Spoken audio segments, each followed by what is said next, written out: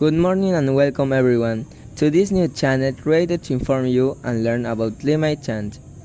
The topic to be discussed today is food problems caused by global warming in the Peruvian Amazon. First, we must know what is global warming. It's a climate change that refers to long-term change in temperatures and weather patterns.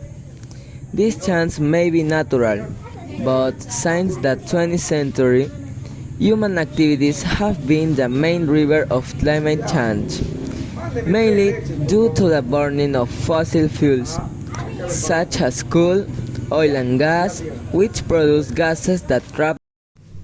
Currently, climate change is increased in human intervention, such as deforestation, fires and changes land use, are driving the Amazon towards a point of no return, with high rates of deforestation, forced displacement population, and pollution, putting their ecosystem at risk and exerting pressure on local cultures. The shorts of for the rest of warning or 40% deforestation are inflection points of the Amazon beyond toward desertification, which means a transition to a new biological state that is generally irreversible. Now, I will tell you and explain 3 ways that climate change affects our food so we can understand how serious this issue and the risk of it could cause to all of us. Number 1. Rising temperatures mean there will be less arable land. For some crops, such as coffee, rising temperatures are expected to change the optimal altitude for production. Land suitable for growing coffee will go from 80-90 of the Central American region to 30-40% in 2015. Currently, 70% of the world's coffee comes from small producers. Of the 10 largest world producers, 5 are in Latin America: Brazil, Honduras, Peru, Guatemala, and Mexico. Number 2. Higher CO2 levels produce less nutrition drops. A 2014 study published in the journal Nature reveals that high levels of CO2 significantly deplete essential nutrients in wheat, rice, corn, and soybeans.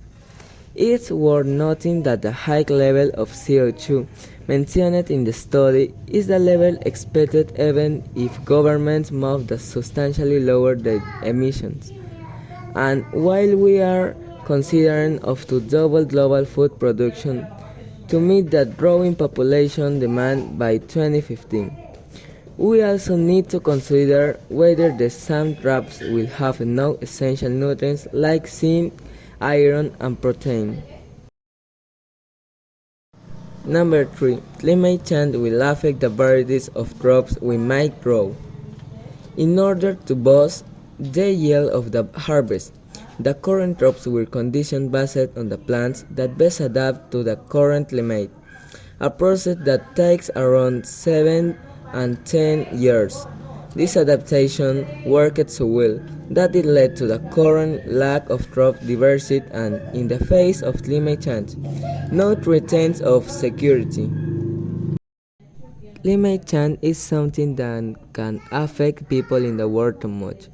It can change our lives completely, and although we cannot eradicate it with a single action, we can control it and thus prevent it from being a bigger problem that it already is.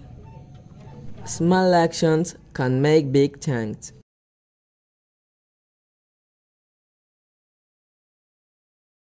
That was all my presentation of the informative video. Thank you all very much for your attention.